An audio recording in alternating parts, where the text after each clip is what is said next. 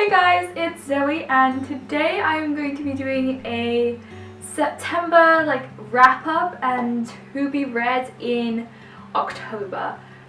Obviously I love reading and I like doing these types of videos, so if you guys like them, make sure to like, comment and subscribe, and also remember to follow me on my Instagrams because I have multiple with differing themes. But without further ado, let's just get right into the video. I'm going to start with the books that I read in September, and this is kind of not really September, okay. It's like halfway through August until halfway through September because it's like the 10th of September, so it's more of an August thing, but whatever. I'm just gonna go with it. I read 2 books and I'm so proud of myself because I've been in such a reading slump for a year. I just did not read anything except school books last year. I was just not in the mood. I just didn't want to.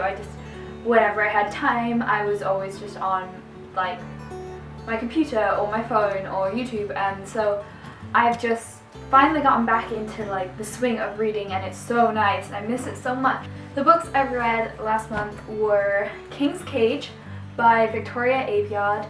This is the 3rd book in the Red Queen series, which is so good.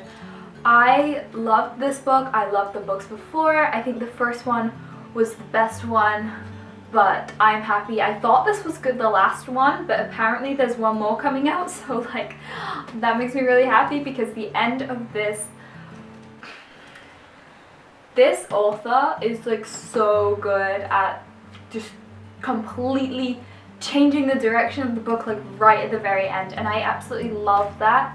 I hate it in one sense because I want certain things to happen to my characters, but she's so good at it. I never see it coming, and it's just so good, and it makes you feel a lot of emotions, which is what I like in a book, you know, it's nice. The 2nd book I read was a really cutesy book. This was Always and Forever, Lara Jean, and I really enjoyed reading this. Honestly, I don't really remember what happened in the 2 before it. I know I liked them, I know they were really good, but this is the 3rd one, and this just really stuck with me because I am a junior now and she was a senior, so she's talking about college and lots of high school-y kind of things, so I felt I could kind of relate to her, and it was just really normal, and I don't really read contemporary novels that often, so the fact that this wasn't set in a fantasy or dystopian world was just different, but it was still really nice, and I really enjoyed it. It was just cute. It was easy for me to read and get through, and I felt like I could relate to her, and I feel like that is some of the nicest things to get out of a book. And also her and Peter are literally the cutest couple on the planet.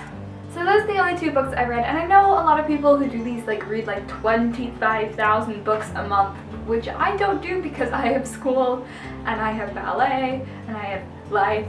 So I just don't read that many books, but I mean, I'm quite happy reading 2 books. I think that's pretty good for me. So now into what I'm hoping to read next month. Currently, I am reading 3 Dark Crowns by Kenda Blake. I'm halfway through this. I have no doubt I'll finish this before the end of September, but I figured I would talk about it anyway. So I'm honestly still not really sure how I feel about this book. I'm into it, but I have to I don't know.